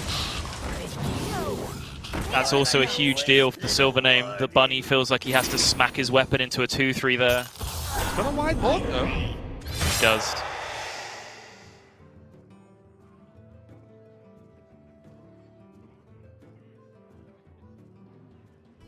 And he can gain 5 more armor with this Murozond. Wait, what? Oh wait, it doesn't gain the armor, right? Being stupid. If the Galacrond comes down. Oh, I see. Sure. I am beyond imagination. Succumbed to madness. He's going to play the Reliquary as well. But now, Plague of Death number 4? Is it enough? Is it too... Oh, wait? Because there's no It's too hero late. power here. Like, SilverName has kind of pushed quite heavily all in. Right. So hang on, 5 damage, he takes 6 next turn plus 5, so he takes 11 next turn. So Radiant's Plague of Death, he's alive? But it doesn't matter, right? Yeah, he needs a Because he can lifesteal. pass. Yeah. He needs a lifesteal thing in play this turn. Yep, to bridge the gap. Because otherwise bridge he the would Plague gap. Radiance, SilverName just swings, and then he plays the Reliquary, and next turn SilverName passes deadly. Yeah, and this is going to be over because of the Master Spell. SilverName Yep. can afford to tank the 1 extra card drill or here off the Master Spell. So I believe he now gets through.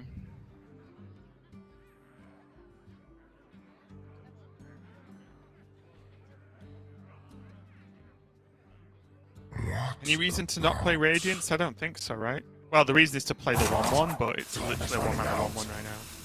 Yeah. On wings of destruction, they come. Value the 1-1.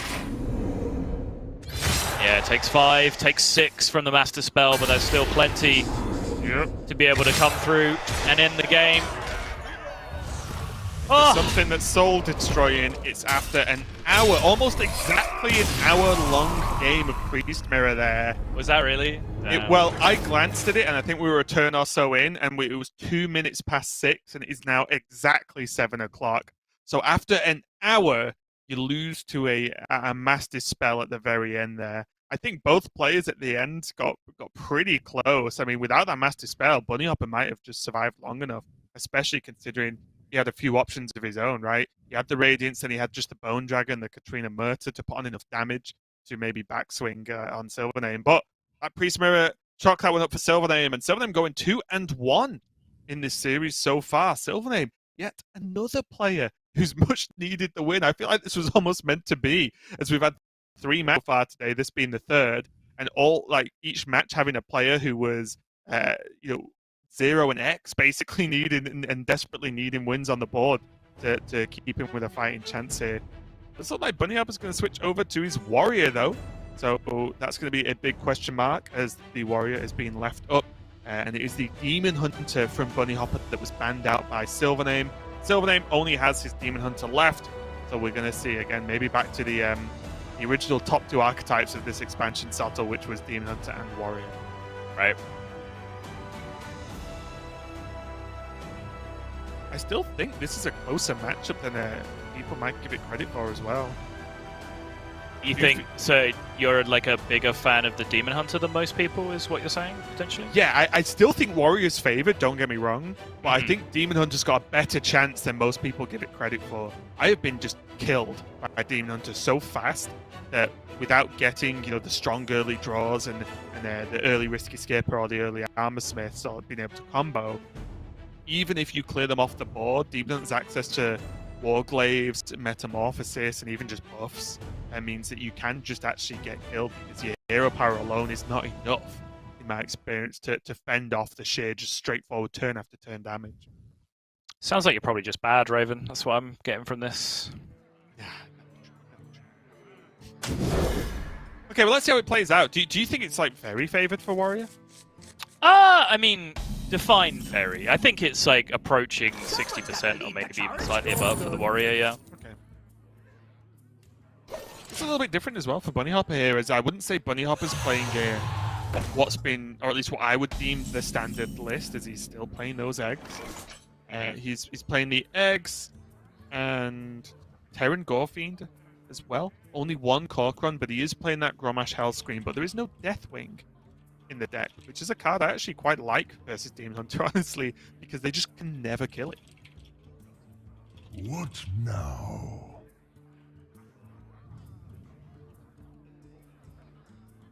So far here for Bunnyhoppor, though, he has a choice between just getting that egg down or just dropping a Bloodsail Raider, which does contest the Battlefiend quite nicely. I must choose. Honestly, Yeah, there's no inner rage, there's no immediate payoff for that egg, is there? right. That's the question, though, of potentially whether you want to play to outs from the top of your deck at this point, or whether you necessarily need to have this thing contested even when you have Warmaul Challenger on the following turn. I think, funnily enough, the Warmaul Challenger makes me want to not play egg this turn, because Rampage is a good target for the egg if you can proc it. But because he has Warmaul Challenger, which almost always has a target that leaves Warmaul on high health against Demon Hunter on curve, it means you can go Warmaul Challenger into Rampage pretty consistently. Yeah. Which means you just Yeah, I don't agree with you. need to just play an egg that might just die anyway. Yeah, agreed. I like this curve.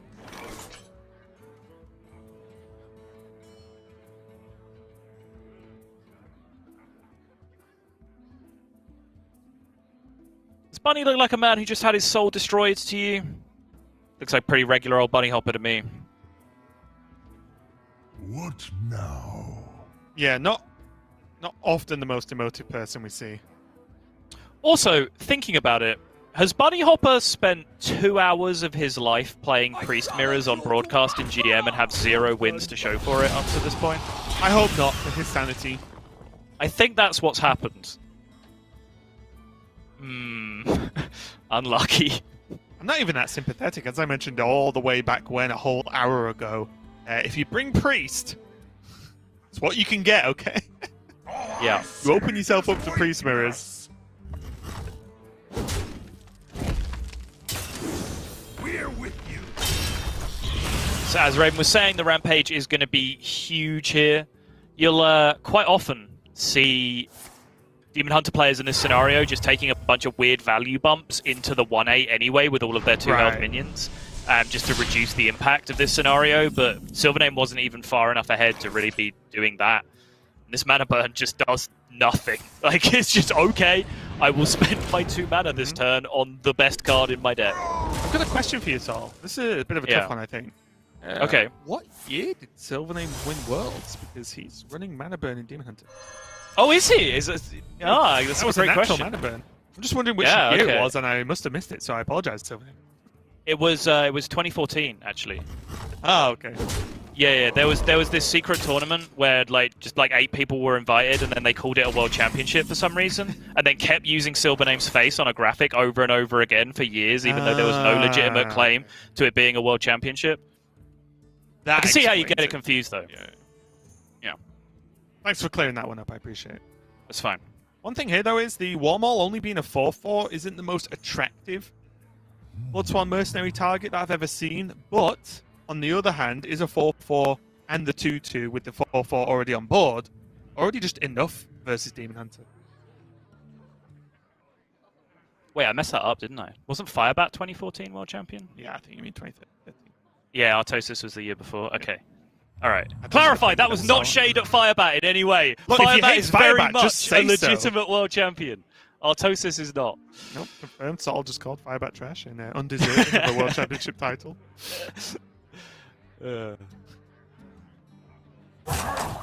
another line here of just going with the Risky Skipper and Bomb Wrangler, but the problem with that is you're upset if you draw an Armor Smith, in my experience, after Risky Skipper, and I think if you can make a solid turn that doesn't involve using a Risky Skipper, then you probably should in this matchup.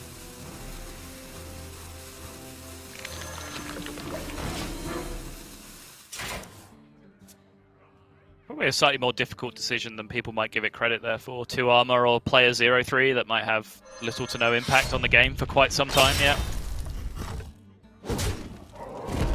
I think with a Risky Skipper in hand, then having the egg in play there does have a lot of upside. Plays to a lot of draws, Blood Boil Brute, for example. That will make the Blood Boil Brute 1 cheaper on your Risky Skipper turn just by having that additional minion in play. Just straight up Battle Rage. Just Yep. being an extra card there. Now, is Inner Rage on this egg if he really wants it, but with Grom in hand, does Bunnyhoppor just focus on just coasting now and maybe just hard plays a Bomb Wrangler and armors up? I mean, he could skip a Bomb Wrangler this turn if he wanted to. I don't think it's the worst play. It doesn't seem like he's going to necessarily need a Risky Skipper to contest board. He is very all-in at that point. He's only 2 turns away from just straight up winning the game. Just the Bomb Wrangler might be enough. Yeah, you're probably right. Because there's so many draws that Risky Skipper's good with. And the Bomb Wrangler, although, yeah, it gets you extra bombs, which does more damage, he needs only, literally 1 damage to hit the face before he plays this Grom. And also, as well, if in some universe he needs Inner Rage, on something else, he can risky skip a Grom on 9. Sure. That's a very much a backup plan. Don't get me wrong, but it is another activator for Grom just for 10.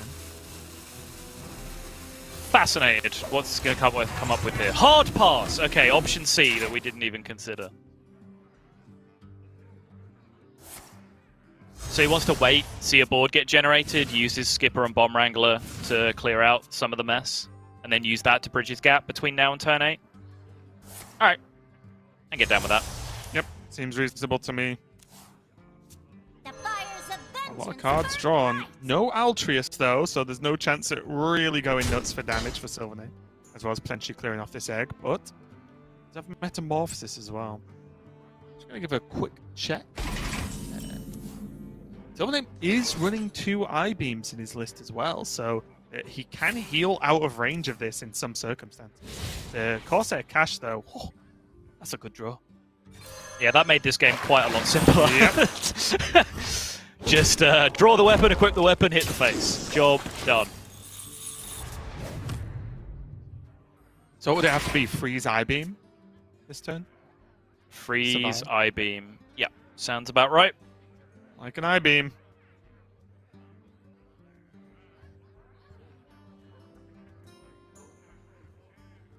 Yeah, he also drew the second freeze, which I think completely locks him out. Because otherwise he could have gone Blazing Battle Mage Skull and hit both of those cards. I-Beam in the middle, so it's 0. And then Frozen Shadow Weaver anywhere, so it's also 0. Having drawn it, he can't do that anymore.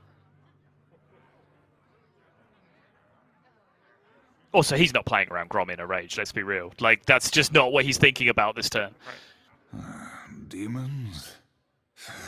Yeah, honestly, I think if he drew I-Beam, it's just a good play to freeze an I-Beam, actually, this turn. You know what I mean? Yes, yeah, even exactly. specifically to beat Grom, it's just actually just a strong play for the game. Yeah. Just a happy coincidence it'll play exactly around what Bunnyhoppor could have killed him with. Yeah.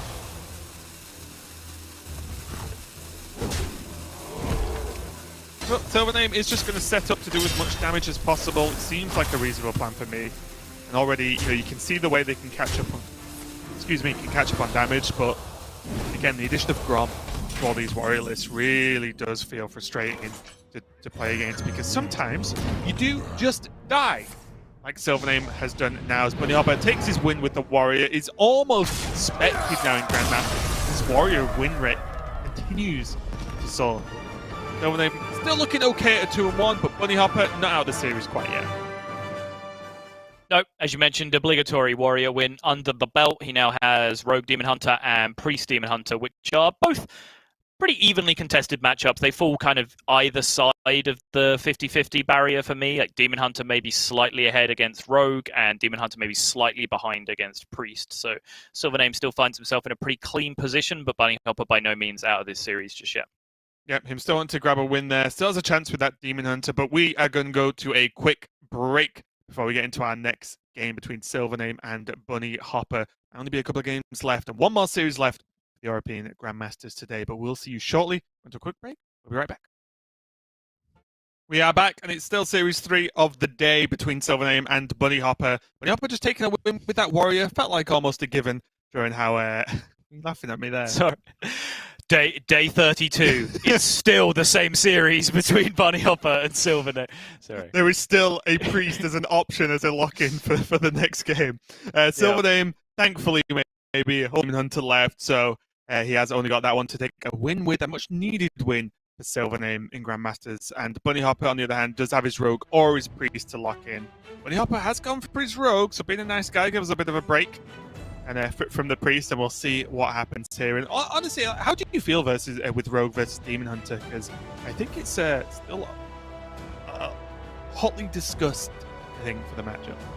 It is. Sidekick list is really annoying. Much more annoying than I first gave it credit for. I think week 4, maybe it was, where I was saying that I still felt that Rogue was like absolutely fine in this matchup, maybe 50%, maybe even slightly favored. But it was whatever the first week was, where maybe half the players had switched to the Sidekick list, and I was not giving enough credit over to how impactful Sidekick can be in the matchup to play around Backstab and Seal Fate. Because if Rogue can't kill the first couple of minions that come down, that is bad news bears for the Rogue. Like, well and truly, they are taking too much damage early. They can't recover. They can't race. Because that's often what it comes down to, is kill a few minions with this kind of hand that Bunnyhoppor has right now, and then look to just land some kind of mid-game threat, and then race from that point onwards. Just try and stick something with a Titanic Lackey and start pushing damage. And it's very, very hard to do that if you're not able to kill the first couple of threats.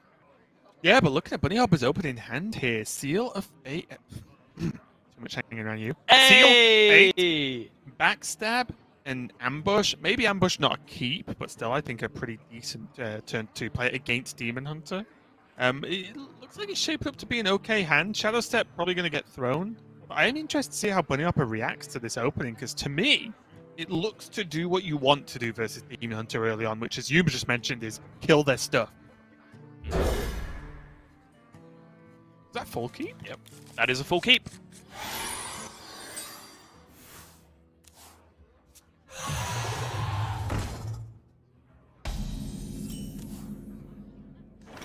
Yep, I like it. You seem to be the good cards. Shadow Step Keep opens up a lot of good top decks, with Evil Miscreant perhaps being super key in the matchup, because it enables you to swing the board very early.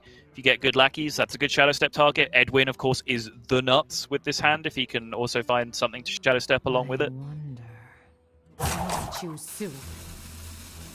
do wonder now, though, does the mana burn ever open up enough disruption for the early game? That SilverName can whip in enough damage here. Well, it's going to have to, because it's in his hand as opposed to an actual playable card that he could be pressuring with right now. There's test number 1. Backstab going to be used here, and pointing out push. Okay. This keeps Bunnyhoppor on level footing, really, with minions, because anything that SilverName's going to do, not everything he can do, but most things can proc this ambush, whereas this is probably just looking fantastic here for Bunnyhoppor. He's pretty happy with this outcome. Well, that makes that coin a little bit sad last turn. I think he's still overall okay. Equips the dagger. He's still potentially even on board with the secret. And then Seal Fate to work in the Lackey into the Lackey Miscreant the turn after. Although not perfect. Or still very doable here for Bunnyhoppor. Yeah, agreed. The curve is absolutely fine from here.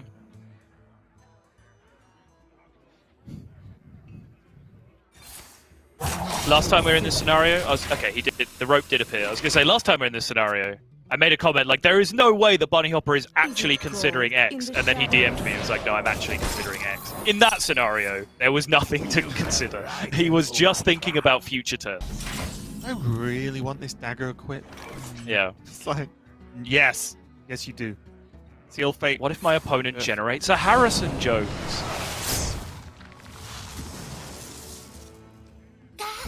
Everything you don't want to see if you're a SilverName right now just answers, and now somehow this early in the game, Rogue is winning on board. Yep. Couch Strike Umberwing is a pretty clean answer, though, to the Ambusher.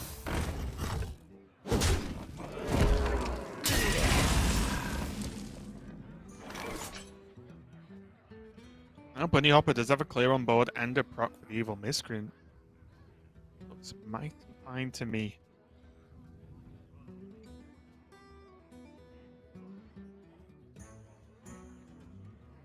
Yep. What do you think about Shadow Stepping? Not necessarily this Lackey, but Shadow Stepping a Lackey in this game so he can have an turn 6 Togwaggle play? So just speed up that either wand or whatever he chooses to go for? Yeah, I like it. I was looking at the same thing, and I think actually it could very well be this Lackey, because it creates a decent swing on the turn where you're going to play the highest Baron Togwaggle. Because there's a good chance you actually get to hit a very relevant target with it, because most of the minions die to a Kobold Lackey. So I think it's worth thinking about for sure. Maybe Faceless as an alternative becomes good enough, because it generates a board, but I will say, yep, I like this one. Choice. Yep. Yeah, I just like it overall, because against Demon Hunter, you don't normally have the slow, okay, turn 7, Lackey Togwaggle, pass. You know, like, you don't really get that, right? So if you can do that any quicker, so you can just get that wand out quicker versus Demon Hunter, you're looking pretty good, actually. It's just a good use of Shadow Step.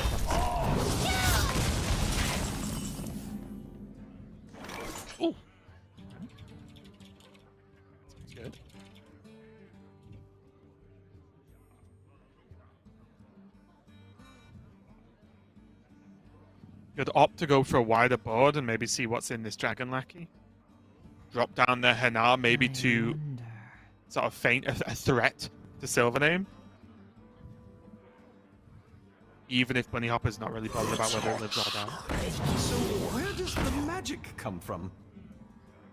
On wings of evil. Okay. Nothing playable this turn.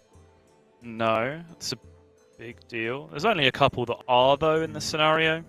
So you can't be too sad about it. Bunnyhoppor just going to use this Hanar as a taunt. Choose soon. Don't hate it. But when you think about it, he's achieved a bit more this turn than he would if he just played the shield. And Hanar's only got 1 less health than Shield of Galakron. But I think it's just as big a threat. Because SilverName won't go, ah, it's fine, leave your Hanar up, right? He's going to kill it if he can. Sure. I actually think it's a pretty good play. Bunnyhopper's pretty good at this game. Yeah, I like it. It's been one of my big drums that I've been banging for several weeks is how, a lot of people just don't use this thing as a 1/5 when it's pretty useful as a 1/5 in a lot of scenarios. I'll take half a Warmaul Challenger for a third of the cost in a lot of scenarios. Wait, a third of the... What am I talking about? That was not maths. I don't know what I just said, but it was not accurate in any way.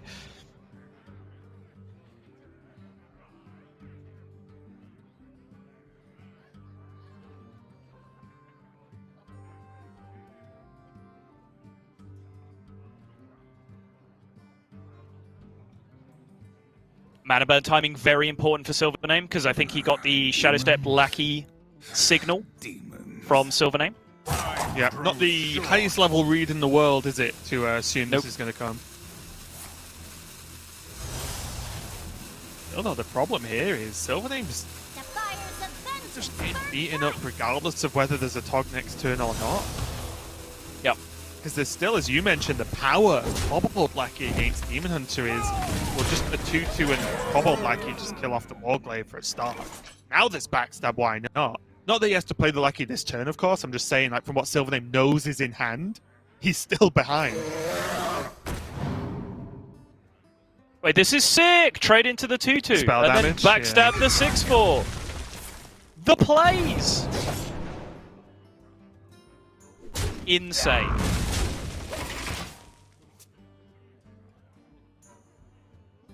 They will never catch me. SilverName can get to this skull, actually. I think he might have to.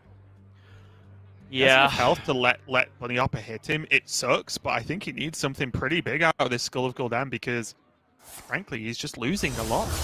Yep. The alternative is Frozen Shadow Weaver Battle Mage, and he's still behind on board if he does that, so what's the point? You might as well just go for the skull. Ooh. And lock out the Tog again. Ooh, but does he really want to with Altreus? I think you hold it. Oh. I think it's probably more punishing if he does it this way around, right? I don't know, Sol. Isn't Altreus just lethal? Not quite.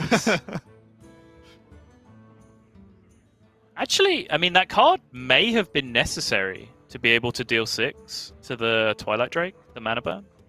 Of course, you will clear, Togwaggle wouldn't be the largest minion in play because the Twilight Drake would be there, so it's not that relevant in that regard. So maybe holding on to it was arguable, but I think I still like the way he did it. He's doing a great job at keeping this Kobold Lackey in his opponent's hand, though, isn't he, SilverName? Yep. You never play the zero-cost Lackey. This could be a swing that's needed, though, from SilverName. If he was ever going to get a set of cards, he's not far away from getting the right set. Right. He wants, cheap minion off the top next turn. So obviously the power of playing Altruis and clearing your opponent's board as you play minions is way more swingy than you playing spells alongside it. Is that too expensive? 1, 4, 5, 8. No, that's perfect, right? Yeah, he even gets to swing with second 1, 4, 7, 8. Yeah, that's perfect. Nice.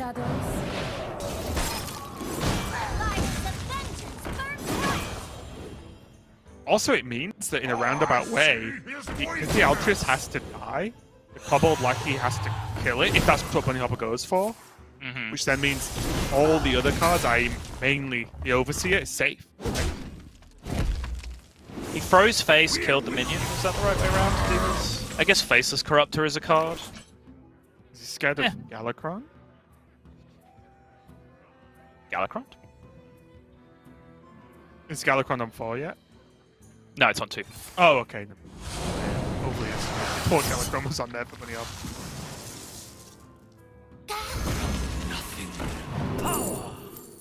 And Bunny having to deviate away once again from this Togwaggle.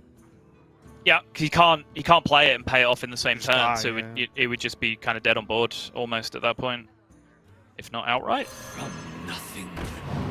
And honestly, small sample size, but these mana burns have done work this game. Well, in the interest of balance, the mana burn, the first mana burn at least, did a good job of allowing SilverName to catch up because he was behind because he had a mana burn in his opening hand. Okay. Don't let the door hit I think that's a fairer way of putting it. The second one was pretty good. What you're saying is you should only run one and make it the second one. Yes. Ooh, good card.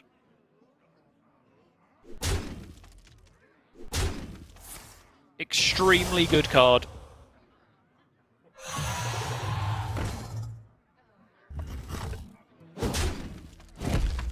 Are you surprised it wasn't a triple trade? I guess not. No. This sets up exactly, yeah. What do you mean? Well, purely because he knows Tog's in hand, right?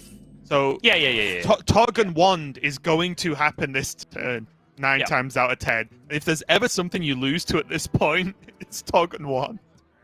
Yeah.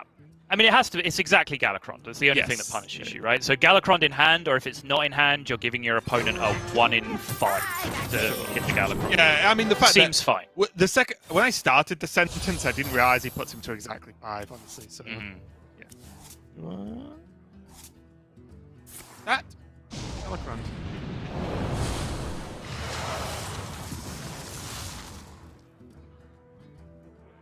I believe that is Bunnyhoppor quite dead.